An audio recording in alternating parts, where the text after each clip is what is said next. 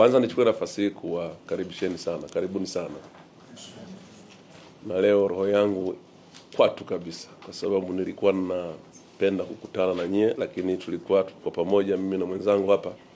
Kila tunaposhauriana tunasema vijana tukutane nao. Kwa hiyo leo tuna furaha kubwa kwamba tumeweza kukutana. Tunamshukuru sana Mungu. Karibuni sana. Ndugu Mheshimiwa Waziri wa Nchi, Ofisi ya Rais, Management ya Utumishi wa Umma na Utawala Bora, Mheshimiwa George Boniface Simbachawene, na viongozi wengine mlioko mahali hapa.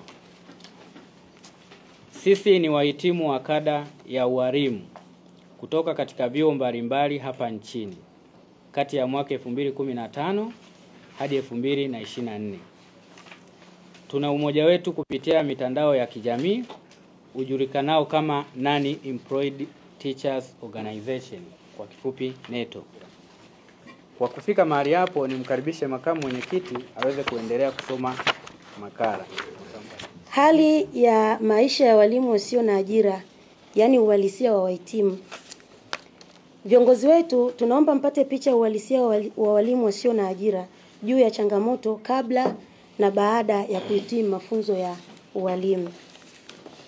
Changamoto ya kwanza, vijana wengi ambao hawajaajiriwa kwa kada ya ualimu ni vijana waliotoka katika familia maskini na wamesomeshwa na wazazi na kupewa mikopo na serikali kwa matumaini ya kuwa watapata ajira kwa haraka.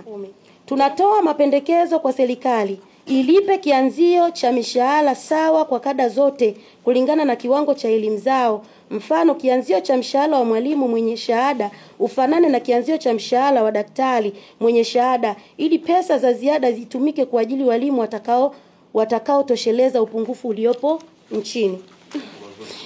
Sasa naomba tu nimkaribishe katibu wangu aendelee. Asante.